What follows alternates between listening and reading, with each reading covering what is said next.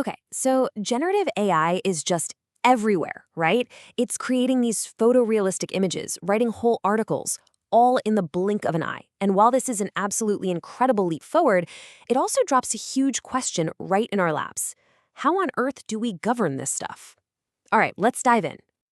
And just to understand how urgent this is, you just have to look at the stakes.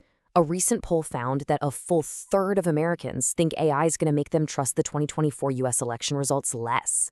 I mean, that is a staggering number, and it really points to this deep, underlying anxiety we're all feeling about this new technology.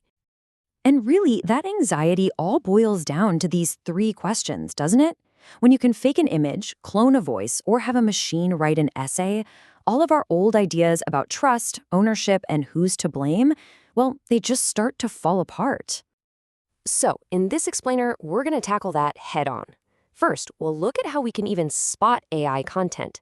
Then, we'll get into the thorny question of who owns it. After that, we'll talk about accountability, and finally, we'll try to map out a path forward for all of us.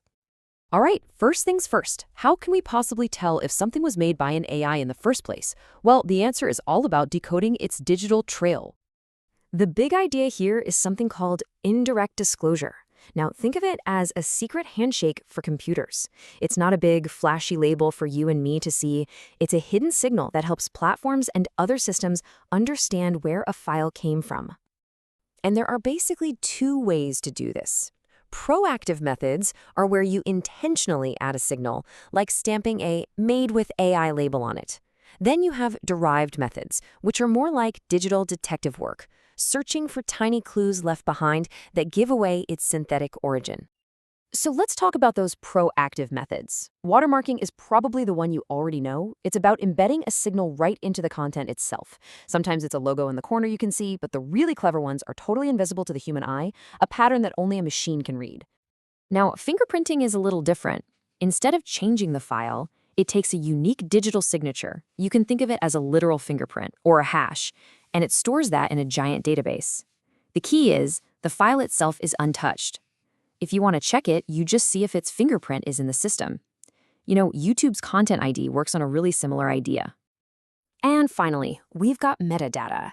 The best way to think about this is like a digital ingredients list that's attached right to the file. It tells you everything, which AI model made it, when it was made, if it's been edited.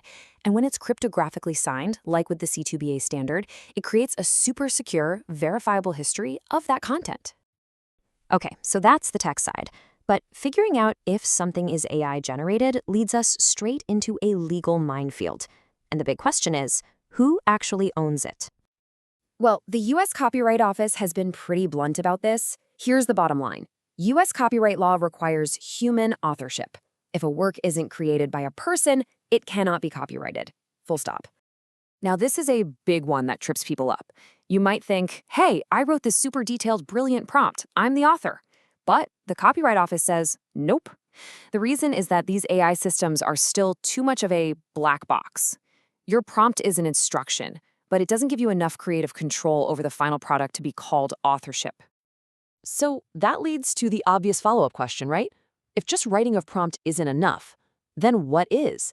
How can creators use these incredible new tools and still protect their work? Well, luckily, the Copyright Office has laid out a pretty clear framework. Basically, you have to treat the AI like a tool, not the author.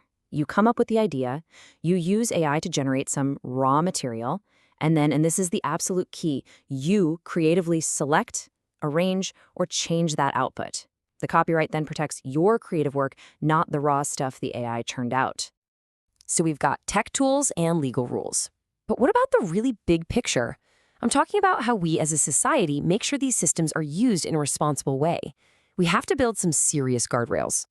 And the challenges here are just massive. They touch on everything. You've got algorithmic bias, where AI can actually reinforce real-world discrimination.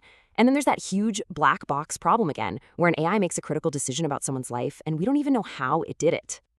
And this isn't just a hypothetical.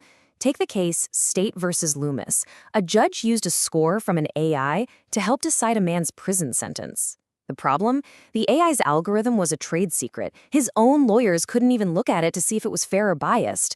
I mean, that's a direct clash between technology and the basic right to due process. So what's the solution? Well, In Europe, they're trying something. Their big data law, the GDPR, includes what they call the right to explanation. It basically says if an automated system makes a major decision about you, like if you get a loan or not, you have a right to be told the logic behind it. It's a direct shot at cracking open that black box. So, after all that, where does this leave us? We've got these technical tools, these evolving legal rules, and these huge societal challenges. The only path forward is one where we combine all of these things into one strategy.